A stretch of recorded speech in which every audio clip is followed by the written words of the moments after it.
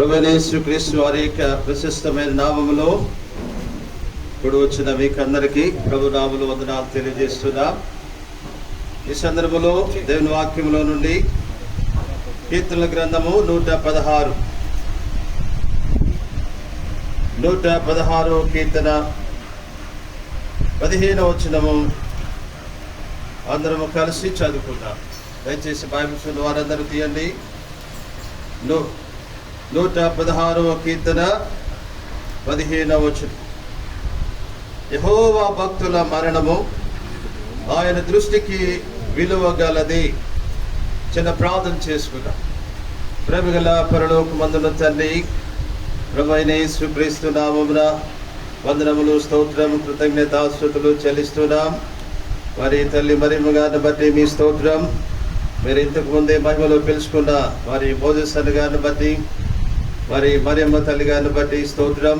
వారికి మీరు ఇచ్చిన 6 సంతానాన్ని బట్టి కూడా స్తోత్రం. ఇమ్మానుయేలుని బట్టి, తన కుటుంబాన్ని బట్టి వందనాలు చెల్లిస్తున్నాం. మొదటి నుండి వారి బిరాకలో ఎంతో చక్కగా నడుచుకునేటువంటి ఏర్పాటు వారికి ఇచ్చినందుకు వందనాలు చెల్లిస్తున్నాం. 2 దినాన పిలుపు అందుకొని మీ మహిమలో ప్రవేశించే ఏర్పాటు అనుగ్రహించినందుకే స్తోత్రం. ఈ సందర్భంలో వారి బిరాక నుండి మీ దాసులు, పెద్దలైన వారు, వారి సేవకులైన వారు, వారి రక్షణలేమి, బంధువులేమి అందరూ కూడా రాగలందుకు వందనములు. ఈ సందర్భంలో కొంచెం వాక్యం పంచుకోవడానికి సహాయం చేయమని వందనములు, కృతజ్ఞత, స్తుతి, స్తోత్రములు చెల్లిస్తూ ప్రియ ప్రభు రక్షకుడైన యేసుక్రీస్తు నామమున ప్రార్థించి వేడుకొనుచున్నాం తండ్రి. ఈ సందర్భంలో మరణాన్ని గురించి నేను చాలా క్లుప్తంగా 5 విషయాలు వారి చెప్పాలని కోరుతున్నాను. మొట్టమొదటిగా ఇక్కడ మనం చదువుకున్న వాక్య భాగంలో యెహోవా భక్తుల మరణము ఆయన దృష్టికి విలువ గలది. బైబిల్లో కొన్ని వాక్యాలు ఆశ్చర్యకరంగా ఉంటాయి.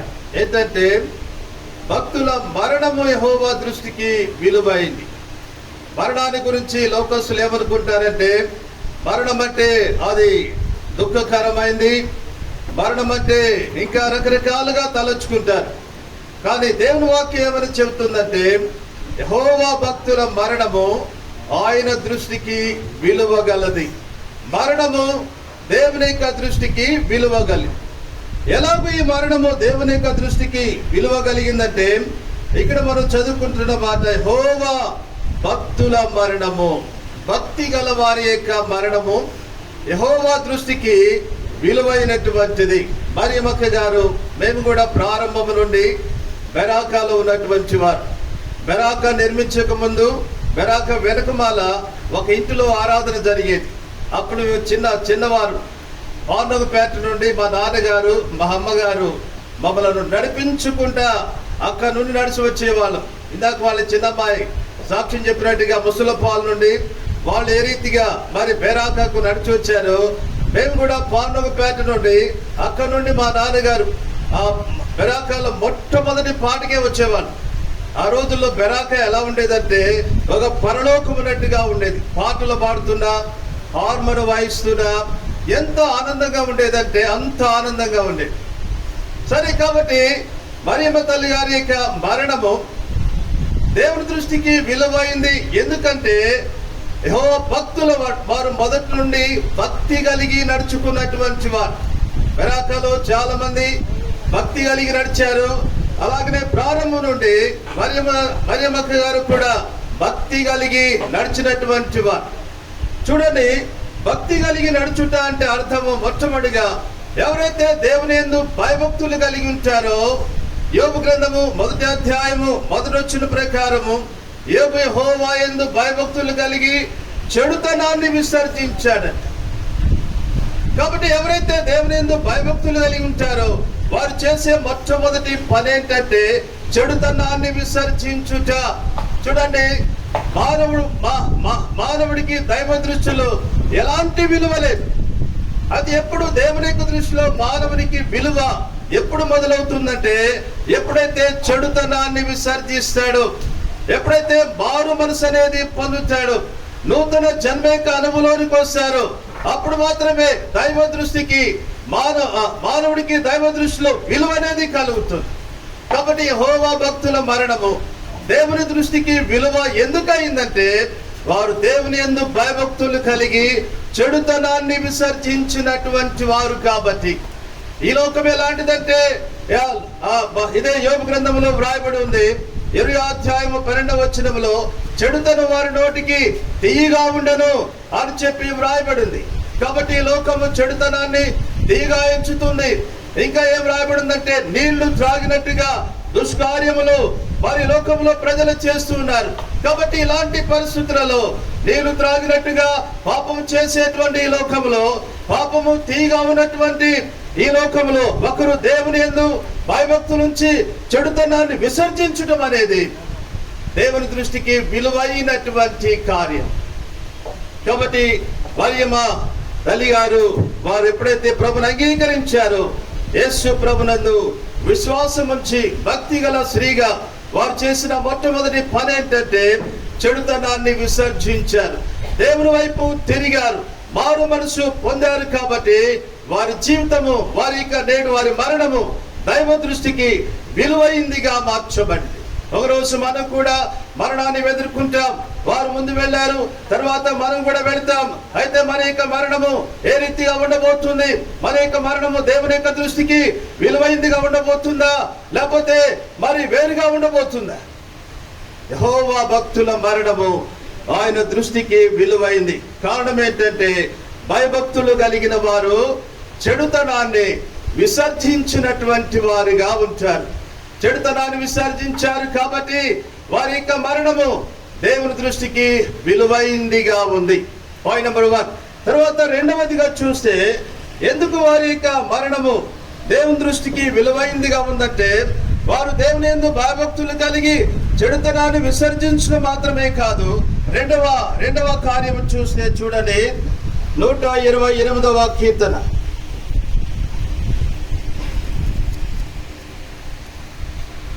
128వ కీర్తన మొదటి వచనం, యెహోవా యందు భయభక్తులు కలిగి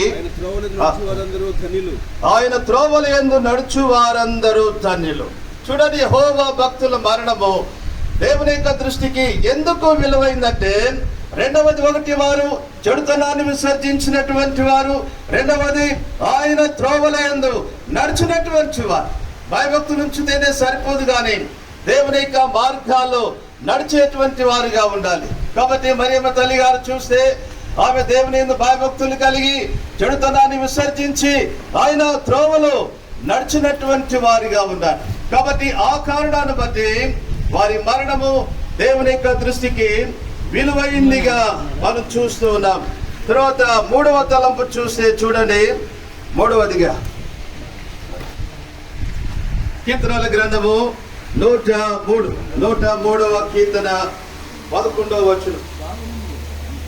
103వ కీర్తన 11వ వచనం.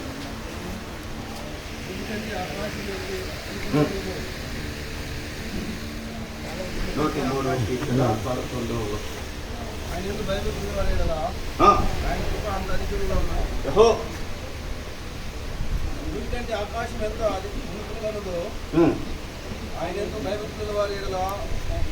కాబట్టి ఆకాశము భూమి కంటే ఎంత ఉన్నతముగా ఉన్నదో, తన యందు భయభక్తులు గల వారి ఎడల ఆయన కృప అంత అధికముగా ఉన్నది. చూడండి, ఈరోజు మరియమ్మ గారి యొక్క మరణము దేవుని యొక్క దృష్టికి విలువైందిగా ఉండటానికి మొట్టమొదటిగా దేవుని యందు భయభక్తులు గల వారై చెడుతనాన్ని విసర్జించారు. రెండవది ఆయన మార్గాలు నడుచుకుంటూ వచ్చారు. మూడవది దేవుని యొక్క కృపను పొందుకున్నారు. బైబిల్ చెల్లిస్తుంది, ఎవరైతే దేవుని యందు భయభక్తులు కలిగి ఉంటారో భూమి కంటే ఆకాశము ఎంత ఉన్నతంగా ఉన్నదో, ఆయన యందు భయభక్తులు గల వారికి ఆయన కృప అంత హెచ్చుగా ఉన్నదంట. కాబట్టి మరియమ్మ గారు దేవుని యందు భయభక్తులు కలిగి చెడుతనాన్ని విసర్జించిన వారు. రెండవది ఆయన త్రోవలో నడిచినటువంటి వారు. ప్రారంభ దినాల్లో మరి బెరాక మందిరములో కొంతమంది స్త్రీలు మేము చూసాము, చిన్నప్పటి నుండి చాలా భక్తిగా నడిచేవారు. వారిలో ఒకరు మరి మరియమ్మ తల్లి గారు ఉన్నారు, అలాగే హన్నమ్మ గారు, ఇంకా కొంతమంది చాలా మంది దైవికంగా నడిచినటువంటి వారు. కాబట్టి దేవుని యందు భయభక్తులు కలిగి చెడుతనాన్ని విసర్జించడమే కాదు, ఆయన త్రోవలో నడుస్తూ వచ్చారు. అంతేకాదు ఉన్నతమైన దేవుని యొక్క కృపను పొందుకుంటూ వచ్చారు. మరి ఒక మాట ఏంటంటే, మరి యొక్క తలంపు చూడండి, కీర్తనల గ్రంథము 25వ కీర్తన 14వ వచనం.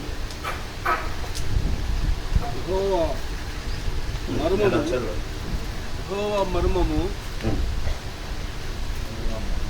25వ కీర్తన 14వ వచనం. యెహోవా మర్మము ఆయన యందు భయభక్తులు గల వారికి తెలిసి ఉన్నది. తెలుగులో అంటాడు, యెహోవా మర్మము ఆయన యందు భయభక్తులు గల వారికి తెలిసి ఉందనే మాట. ఇంగ్లీష్ లో ఏమంటాడు, the friendship of the lord అన్నాడు.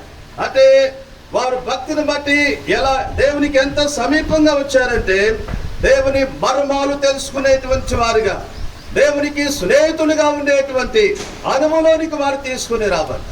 కాబట్టి భక్తిని బట్టి ఒకటి చెడుతనాన్ని విసర్జించారు, రెండవది దేవుని యొక్క త్రోవలు నడుచుకుంటూ వచ్చారు, మూడవది ఉన్నతమైన దేవుని కృపను పొందుకున్నారు, నాలుగవది ఆయన మర్మాలు తెలుసుకున్నారు. అంతేకాదు ఆయనకు సమీపంగా, ఎంత సమీపంగా వచ్చారంటే దేవునికి స్నేహితులుగా పిలువబడ్డారు. ఆ దినాల్లో వీరు చాలా ప్రార్థన పరులుగా ఉండేవారు, చాలా ప్రార్థన చేసేటువంటి వారు. కాబట్టి యెహోవా భక్తుల మరణము దేవుని యొక్క దృష్టికి విలువైంది అని వ్రాయబడిందంటే ఊరికినే రాయబడిందా? ఊరికినే వారి యొక్క మరణాలు దేవుని దృష్టికి విలువైనవా? వారి భక్తిని బట్టి వారి మరణము దేవుని దృష్టికి విలువైంది. కాబట్టి ప్రియులారా, ఒకరోజు మనం కూడా ఈ లోకాన్ని విడిచిపెడతాం. అయితే మన యొక్క మరణము విలువైందిగా ఉండాలంటే దేవుని యందు భయభక్తులు కలిగి చెడుతనాన్ని విడిచిపెడతాం. ఈనాడు చాలా చూడండి, ఇటు చెడుతనము తర్వాత భక్తి రెండూ కలిసి నడవు. ఎక్కడైతే భక్తి ఉంటుందో అక్కడ చెడుతనం ఉండకూడదు. అదే నిజమైనటువంటి భక్తి. కొంతమంది భక్తి గలవారు అనుకుంటారు కానీ చెడుతనాన్ని విడిచిపెట్టరు. ఎవరైతే నిజమైన భక్తి కలిగి ఉంటారో వారు చెడుతనాన్ని విడిచిపెట్టేటువంటి వారు ఉంటారు. కాబట్టి 116వ కీర్తన 15వ వచనం ప్రకారము యెహోవా భక్తుల మరణము, తెలుగులో భక్తులనే మాట వ్రాయబడింది. ఇంగ్లీష్ లో చూస్తే సెయింట్స్ అంటే పరిశుద్ధులు అనేటువంటి మాట వ్రాయబడింది. కాబట్టి వారి యొక్క మరణము ఎందుకు దేవుని యొక్క దృష్టికి విలువైందంటే వారు పరిశుద్ధమైన జీవితాన్ని జీవించారు, దేవుని యందు భయభక్తులు కలిగి చెడుతనాన్ని విడిచిపెట్టారు, ఆయన మార్గాలు నడుచుకున్నారు, దేవుని కృపను పొందుకున్నారు, దైవ మర్మాలు తెలుసుకున్నారు, ఆయనకి మరి స్నేహితులుగా ఉండే ఆ యొక్క అనుభవానికి తీసుకుని రాబడ్డారు. అంతేకాదు పరిశుద్ధమైన జీవితాన్ని జీవించారు. కాబట్టి వారి భక్తిలో ఇన్ని విషయాలు ఉన్నాయి. కాబట్టి ఆ భక్తిని బట్టి వారి మరణము దేవుని యొక్క దృష్టికి విలువైందిగా ఉంది. కాబట్టి మనం కూడా మరణాన్ని ఎదుర్కొన్నప్పుడు, ప్రభు యొక్క పిలుపు మనకు కూడా వచ్చినప్పుడు మన యొక్క మరణము విలువైందిగా ఉండాలంటే ప్రియులారా, యెహోవా యందు ప్రభు యేసుక్రీస్తునందు భయభక్తులు కలిగిన వారంగా ఉందాం, చెడుతనాన్ని విడిచిపెట్టిన వారంగా ఉందాం, ఆయన త్రోవలో నడిచేటువంటి వారంగా ఉందాం. అంతేకాదు ఆయన కృపను పొందుకునేటువంటి వారంగా ఉందాం. ఇంకా అంతేకాదు ఆయనకు సమీపంగా వచ్చే వారంగా ఉందాం. ఎంత సమీపంగా రావాలంటే ఆయనతో స్నేహము, దేవునితో స్నేహం చేసేటువంటి అనుభవంలోనికి వచ్చే వారంగా ఉందాం. కాబట్టి మొట్టమొదటిగా యెహోవా భక్తుల మరణము ఆయన దృష్టికి విలువగలది. మొట్టమొదటిగా మరణము విలువైంది అనే మాట నేను పంచుకుంటూ ఉన్నాను. సెకండ్ పాయింట్, రెండవ తలంపు ఏంటంటే ప్రకటన గ్రంథము the book of Revelation chapter 14 please. ప్రకటన గ్రంథము 14వ అధ్యాయము 13వ వచనం. అంతటా ఇప్పటి నుండి ప్రభునందు మృతులు ధన్యులని వ్రాయమని పరలోకము నుండి ఒక స్వరము చెప్పగా వింటిని. నిజమే, వారు తమ ప్రయాసములు మాని విశ్రాంతి పొందుదురు, వారి క్రియలు వారి వెంట పోవునని ఆత్మ చెప్పుచున్నాడు. రెండవదిగా చూసి ఇక్కడ మరణము ధన్యకరమైంది. మొదటిగా మరణము విలువైంది, రెండవదిగా మరణము ధన్యకరమైంది. ధన్యకరమైందంటే మరి ఒక మాట ఆశీర్వాదకరమైంది. ఇదేంటి?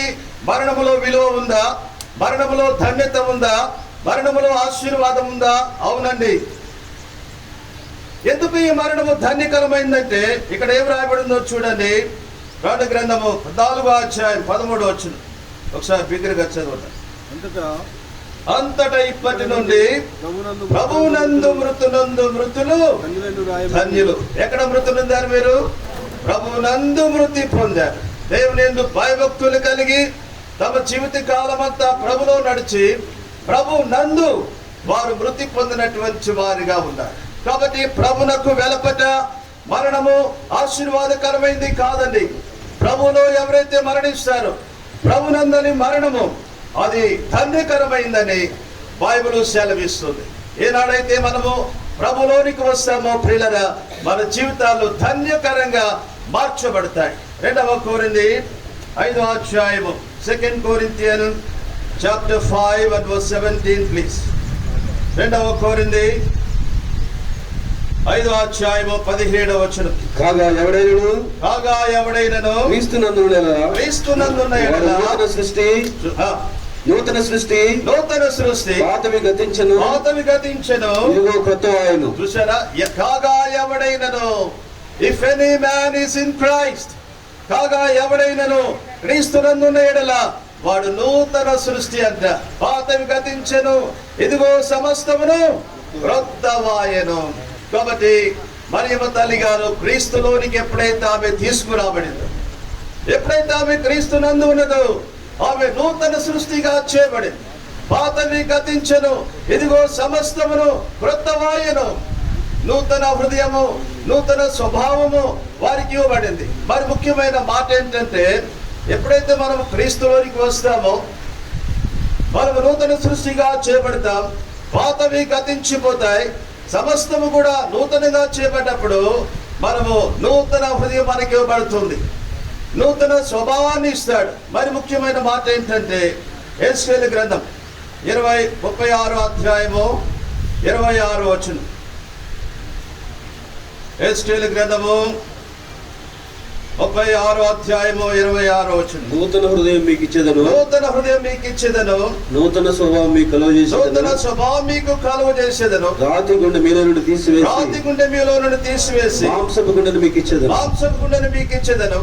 నా ఆత్మను మీ యందుంచి నా ఆత్మను మీ యందుంచి నా కట్టడలను అనుసరించి వాటిగా నా విధులను గైకొని వారిగా చేసేదను మిమ్మల్ని చేస్తానని. చూడండి, ఎప్పుడైతే మన క్రీస్తులోనికి తీసుకురాబడతామో నూతన హృదయాన్ని ఇస్తాడు, నూతన స్వభావాన్ని ఇస్తాడు. ఆయన ఆత్మను మనలో ఉంచుతాడు. అది గొప్ప విషయం. ఆయన ఆత్మ మనలో ఉంచి ఆయన కట్టడలను, ఆయన విధులను గైకొనే వారినిగా చేస్తాడంట. కాబట్టి మరియమ్మ తల్లి గారు ఏనాడైతే క్రీస్తులోనికి ఆమె తీసుకురాబడిందో ఆమె నూతన సృష్టిగా చేయబడింది. నూతన హృదయము, నూతన స్వభావానికి ఇవ్వబడింది. అంతేకాదు క్రీస్తు తన ఆత్మను వారిలో ఉంచి ఆయన ఆజ్ఞలు, ఆయన కట్టడలు, ఆయన విధులు గైకొనే వారినిగా చేశాడు. కాబట్టి ఈరోజు వారి మరణము క్రీస్తులో జరిగింది. అందుకే ప్రకటన గ్రంథము 14వ అధ్యాయము 13వ వచనం మరి ఒకసారి. ప్రకటన గ్రంథము 14:13. అంతటా ఇప్పటి నుండి ప్రభునందు మృతులు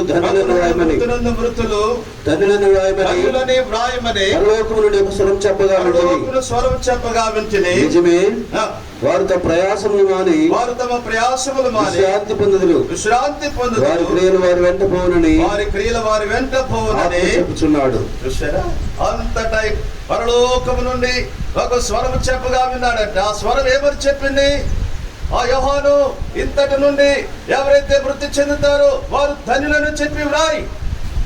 కాబట్టి పరలోకం నుండి ఒక స్వరం విన్నాడు. ఆ స్వరము ఏమని చెప్పిందంటే, అంతటా ఇప్పటి నుండి ప్రభునందు మృతులు ధన్యులని వ్రాయమని పరలోకము నుండి ఒక స్వరము చెప్పగా వింటిని. నిజమే, వారు తమ ప్రయాసములు మాని విశ్రాంతి పొందుతారంట.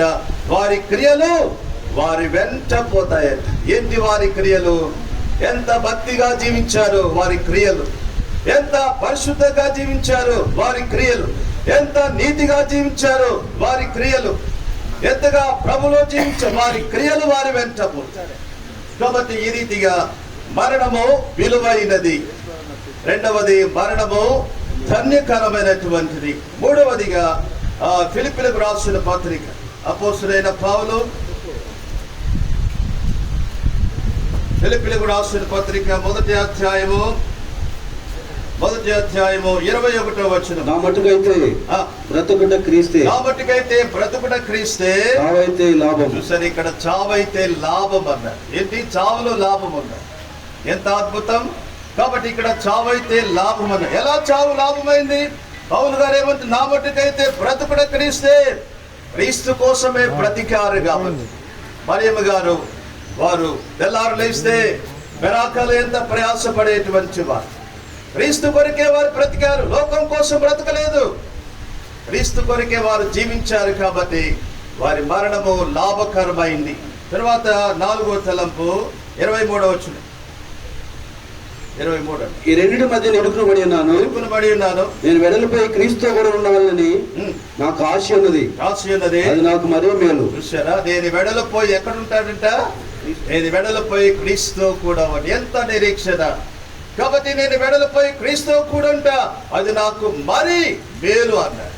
కాబట్టి భక్తుల మరణం ఒకటి విలువైంది, రెండవది ధన్యకరమైంది, మూడవది లాభకరమైంది, నాలుగవది మేలుకరమైంది. తర్వాత 5వ తలంపు ఈ మాట చెప్పి ముగిస్తాను. సామెతల గ్రంథము 14వ అధ్యాయం. సామెతల గ్రంథము 14వ అధ్యాయము 32వ వచనం. అపాయము రాగా భక్తిహీనుడు నశించును, మరణకాలమందు నీతిమంతునికి ఆశ్రయము కలుగుదు. చూసారా, అపాయము రాగా భక్తిహీనుడు నశిస్తాడంట, మరణకాలమందు నీతిమంతునికి ఆశ్రయము. కాబట్టి నీతిమంతుడు మరణించినప్పుడు వారికి ఆశ్రయం ఉంది. ఏంటి ఆశ్రయము? పరలోకమే వారి ఆశ్రయము, దేవుని రాజ్యమే వారి ఆశ్రయము. కాబట్టి సదాకాలము ప్రభుత్వం కూడా ఉండడానికి కొనుక్కోబడ్డారు. కాబట్టి ఈ మాటలు మనకి ఏం చేస్తాయంటే, మా తల్లి గారు మరణించింది కానీ ప్రభు దగ్గర ఉంటుంది. మా నాన్నగారు చనిపోయినప్పుడు నేను కూడా ఆయన కన్నడారా చూడలేదు. అప్పుడు నేను ఆర్మీలో ఎక్కడో అరుణాచల్ ప్రదేశ్లో ఉన్నాను. చనిపోయాడు, సమాధి అయిపోయింది. తర్వాత వచ్చి అరే చివరిసారిగా చూసుకోలేకపోయానే అని నేను బాధపడుతున్నప్పుడు ఒక దర్శనం వచ్చింది. ఆ దర్శనం ఏంటంటే, పరలోకంలో మహాత్మా గాంధీ గారు, జవహర్లాల్ నెహ్రూ ఇలాంటి వారితో మా నాన్నగారు ఉన్నట్టు చూపించారు. దర్శనం కలిగింది. అప్పుడు ఆ దర్శనం నాకు ఏమర్థమైందంటే, మా నాన్నగారు చనిపోయి పరలోకంలో పెద్దలతో ఉన్నాడు అన్న మాట ఎంత సంతోషాన్ని కలిగించింది, ఎంత ఆదరణ కలిగించింది. కాబట్టి మరియమ్మ తల్లి గారి లోకంలో ప్రభు యెహోవా యందు భక్తి కలిగి పరిశుద్ధమైన జీవితాన్ని జీవించి ఈరోజు విలువైన, ధన్యకరమైన, లాభకరమైన, మేలుకరమైన, ఆశ్రయం పొందేటువంటి మరణం అనేది మరి మిగతా వారి 6 బిడ్డలకు ఆదరణ కలిగించేదిగా ఉంది. అదే సమయంలో వారికి హెచ్చరిక ఏంటంటే, మేము కూడా మా తల్లి గారి వలె జీవించాలి అనేటువంటి ఆ యొక్క మరి హెచ్చరిక పరిశుద్ధాత్మ దేవుడు వారికి దయచేయునుగా.